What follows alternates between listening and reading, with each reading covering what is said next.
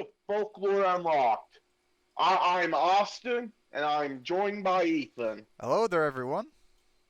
And today we're doing some local legends, so get strapped in. We're ready to roll. Okay, so the first story that we're going to be talking about is Old Black Ann, and this is one that I had not heard about. And like whenever we were looking up about this, Austin sent me a link to it, and I'm like, that is creepy as crap. It starts out kind of sad, but it's about a lady named Anne who lived in north side of Carmi, Illinois, and she lost all her children in a house fire. So that's very sad. And like at first, I'm sitting here, I'm like, why is this a scary story? Why are you sending this to me? And then, because of the house fire, she spent the rest of her life mourning and wearing black, which earned her the nickname Old Black Anne. And she was also seen hiding behind trees or walking late at night. And it was said that she was trying to snatch children, which I guess since she lost her children, she wanted to have some children. And I mean, that's wrong, but I kind of understand where she's coming from. And it said that she would take the children to a nearby woods and she would skin them. And not it doesn't stop there. She would then hang the skins on a large oak tree and is said to make a dress out of them. And as far as I know, there haven't been actual like this actually hasn't happened, but it's just a story. I mean, we couldn't find anything for it, but it's just very very creepy. Yeah, and remember the the story I wrote found was like by a guy that was a kid in the 1940s. So this had to have been pre 1930s when the fire happened. Yeah, I know. This is a fairly old one that I'd never heard of. But Now, now we're getting into one that's even older than that, Lakey's Ghost, and it's about a man believed to have either been Joel or Simon Lakey, who were brothers, but either way, Lakey lived outside of McLeansboro near a creek that is either named after him or his ghost. And he was building a cabin in which was the last time he was seen alive was right after he cut down a large oak tree for the roof of his cabin, and a traveler found him beheaded by his own broadaxe the next morning. And the picture is a picture of Lakey's Creek. now you said this took place before Old Black Ann. Like this is an older one. Do you know what like when it started at all? Uh, believe the 1800s. Okay, okay. So, and Lakey had no known wealth or enemies. Uh, and according to Goodspeed's History of Hamilton County, 1887, he was murdered by his son-in-law, and Lakey's ghost has has been seen near the creek that bears his name without his head, chasing travelers but never crossing water. And reports have dwindled since motor vehicles have been introduced. I So, I can think of one enemy he might have is trees.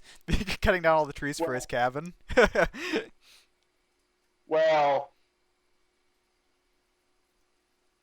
that's one thing, but this is kind of Hamilton County's version of the Headless Horseman. So, take that as you will, but if it was reported in something, I think at least the murder did happen. Yeah.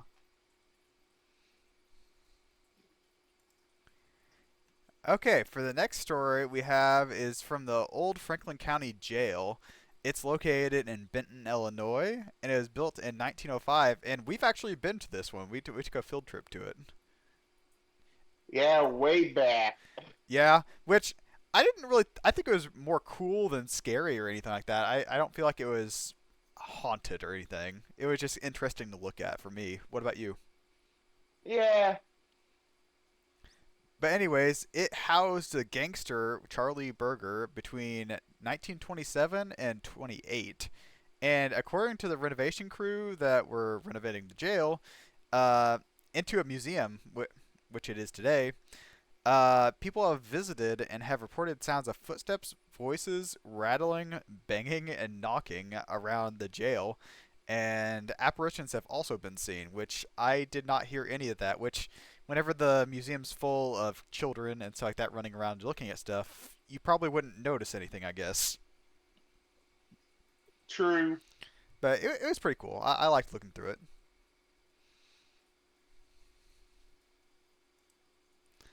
Okay, the next one is the Seven Gates of Hell, which I have never heard of that one. Like some of these, I'm like, okay, I've kind of heard of them, but this one's just kind of out there.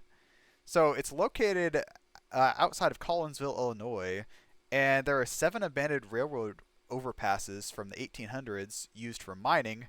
And the road that the overpasses are located on is considered the most haunted in Illinois. Dang. And if you drive through the tunnels ordered from 127, so you go through 123, whatever, hellhounds will appear and drag you into a portal to hell.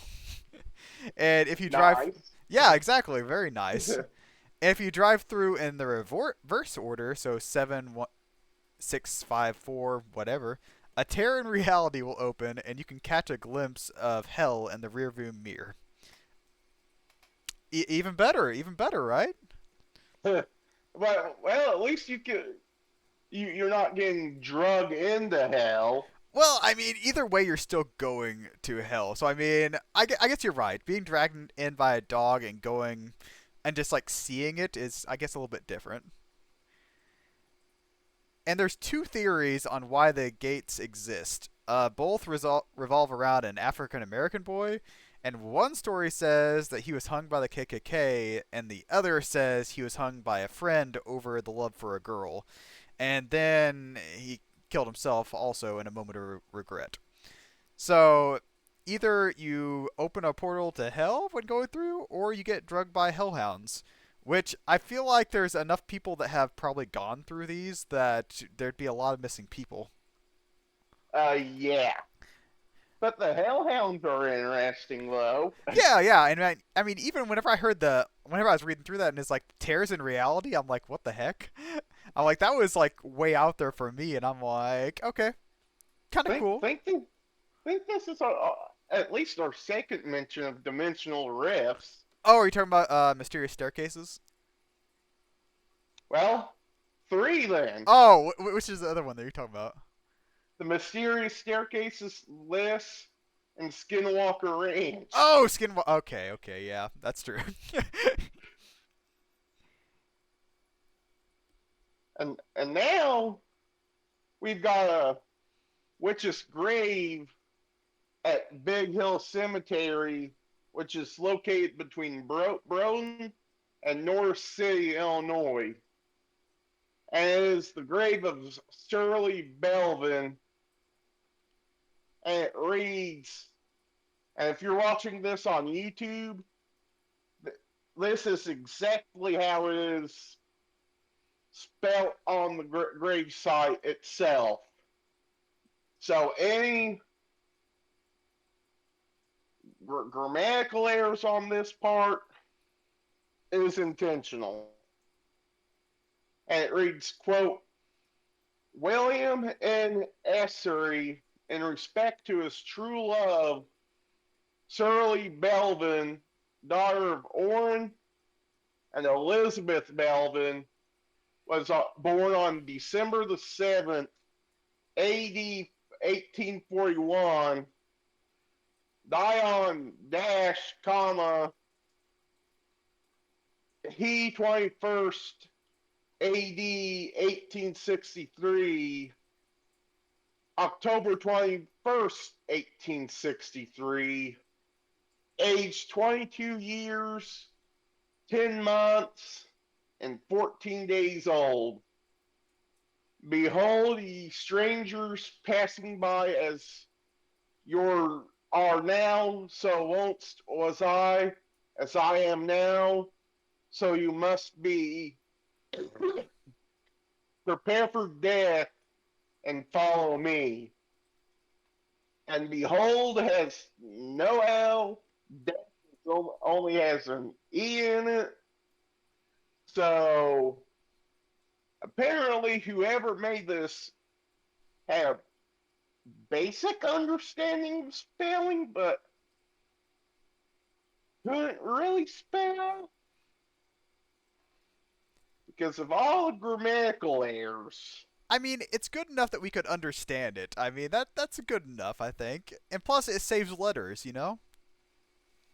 Yeah, but the creepy thing, at least for me, is that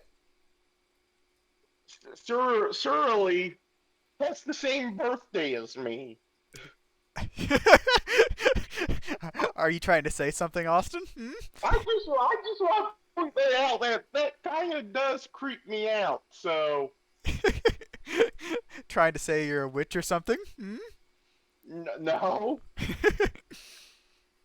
And the thing is, nobody knows who carved the gravestone or really how Surly passed away, but it's believed to be an accident or an illness. And the reason people believe Shirley was a witch is because her epitaph is similar to other accused witches, which read, "Remember youth as you passed by, as you are now, so once was I. As I am now, so you must be. Prepare for death and follow me." Which, is freaking creepy. I think it's kind of beautiful. Well, it is, but it's friggin' creepy too. No, especially like the last half there. Prepare for death and follow me. That is kind of creepy. But like the other stuff is kind of like, oh, it's kind of pretty. Yeah, it's like first three lines. Oh, this is going good. Last line: prepare for death and follow me. Whenever Like, I hear of like witches and stuff like that, I'm sitting here. I'm like, I don't really believe in witches at all. Like other than like the like TV witches and stuff like that. But it's one of those things. You're just people that were like, oh, this person did this or whatever. She's a witch, and like killing them. And I'm like, it just sounds sad. burn the witch. Exactly, burn the witch or drown the witch or whatever. It's like if you drown, oh, they weren't a witch. If you live, and if you don't drown, witch. Uh, Like that's the thing. We'll get into witches more next week, but it's like if you drown and die, oh, I guess they weren't a witch after all. Our bad. are bad. Yeah, yeah. Well, that's how it was. It's like, oh, they died. That wasn't supposed to happen until we got our hands on them. And like quite literally, like it wasn't like this Shirley or whatever. It wasn't like she did anything witchy. It was just like her gravestone just had an epitaph that kind of sounded like like a different accused witches. So like she didn't actually do anything. It's just like, oh, we found her gravestone and it has that. Maybe she was a witch. And I'm like, that's no. You're grasping at too many straws there. And uh, to our thoughts, I believe that the stories behind the legends have some grain of truth to them, with the stories evolving into more myth than reality throughout the years. but I don't really believe any of the ghost stories related to them. So take that as you will.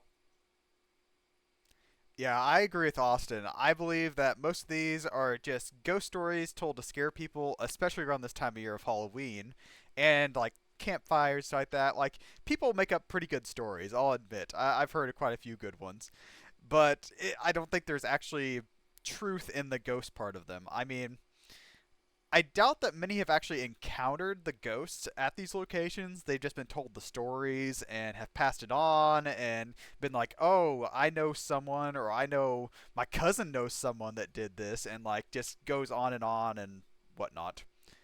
But like most of Yeah, these stories, they start out in tragedy and they just build off it and make it more than they actually are. yeah. Well, like uh, there's also Crybaby's Lane, which sadly we couldn't really find enough info on. But like that, it's like, oh, my friend's sister's cousin's half brother's son-in-law went there and heard this or saw that or something. Yeah, just whenever you hear stuff like that, it's like, okay, after you go past the original person, like, oh, if you said, like, oh, my sister did, I'm like, okay, that might be kind of believable. And you go, my sister's cousin's roommate, and I'm like, okay, that's two places past that. I'm like, I don't think I believe hearing that far across, so. But they're all cool stories. And I mean, kind of like me and Austin were talking before, like, if you don't believe in ghosts, about the only one that's kind of believable is Old Black Anne because she didn't die in the house fire. She was still, like, around and about. So, I mean, was there any kids going missing? We couldn't find anything, but there could. She could have still snatched children. Exactly. And like we said, Lakey's ghost, it is believed that there was a guy named Lakey or Leaky, which is a variation of the name Lakey, living around the Lakey's Creek. And according to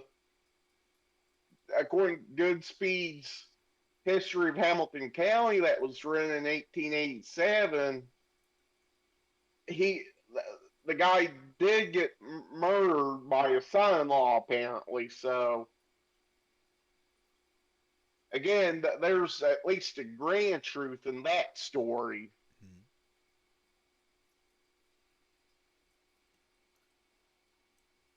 But with that, that's the end of today's episode. Do you want to say anything else, Ethan? I'm ready for all the Halloween stories. That's what I'm ready for. I'm so excited for Halloween. I'm just gonna be watching all the scary movies. Well, with that, next week it's witches, wizards, and warlocks.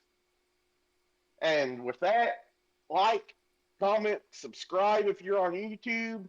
Give us a follow on Spotify if you're on Spotify. And, and thanks for coming to Folklore Unlocked. Yes, thanks for watching, everyone.